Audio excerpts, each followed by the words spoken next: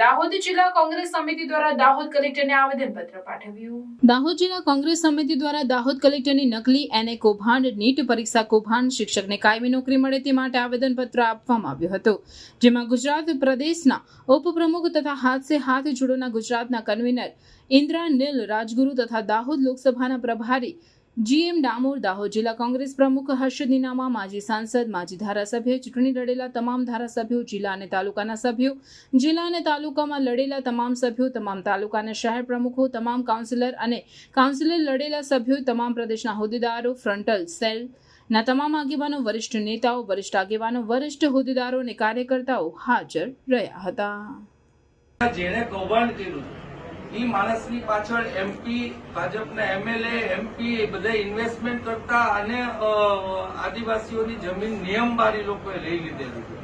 હવે એ લોકો ઉપર આ ખોટા જે કૌભાંડમાં હતા એક જ વ્યક્તિ અધિકારીમાંથી એક જ વ્યક્તિ હતા, બીજા કોઈને આની ખબર જ નહોતી, તો એના ઉપર શું એક્શન લેવામાં આવ્યું? હવે આ ભાજપ તો આવા કૌભાંડો કરે છે અને એને છાવરવાની તમને સૂચના આપે, તો અમે એટલું જ યાદ કરાવવા તમને આવ્યા છીએ કે પગાર છે એ અમારા પરસેવામાં પૈસામાંથી આવે છે। આ લોકશાહી દેશમાં તમે પણ એક અધિકારીગણ પણ એક સ્તંભ છે, ત્યારે અમે તમારી પાસેથી હવે અપેક્ષા રાખી શકીએ કે નહીં એ પ્રશ્ન આપને કલેક્ટરને અમે કરવા આવ્યા છીએ।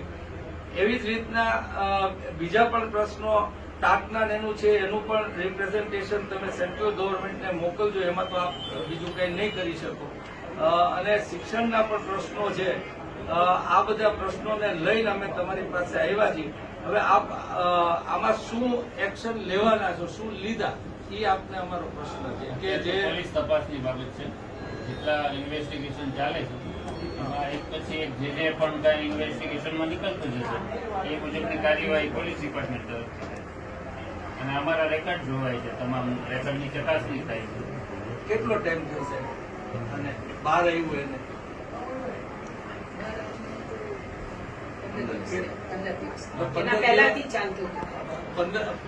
હવે આટલા સમયમાં પોલીસને પણ કઈ મળતું નથી, તો એ પણ કલેક્ટરની જવાબદારી આવે છે કે પોલીસને પણ કે પોલીસ અને રેવન્યુ તંત્ર બંને ભેગા થઈને જ કાર્યવાહી કરે છે। મૂળ પોલીસ તપાસનો વિષય છે, એટલે એમના જે આયો હોય એની સાથે આયોને અમે ન કરીએ ને, અમે કલેક્ટર પાસે અપેક્ષા રાખીએ કે સરકારના બધી ઓનગોઈંગ પ્રોસેસ ચાલે છે, અત્યારે એની તપાસની કાર્યવાહી ચાલુમાં છે। એમાં એને જે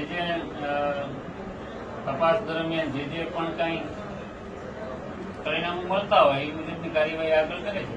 ભાજપના લોકો એમાં ઇન્વેસ્ટમેન્ટ કરતા હતા, મૂળ જે માણસને પકડે તો એના પણ નામ બહાર આવે એમ છે, એના માટે કોઈ પોલીસ કે કલેક્ટર કઈ પ્રયત્ન કરી રહ્યા છે? કલેક્ટરની એવી કઈ સૂચના છે? કોઈ પણ વ્યક્તિ કોઈ પણ હોય, કોઈ ઓલા સાથે નિસ્બત નથી, કોઈ પણ હોય એને કઈ પોલીસ છોડશે નહીં।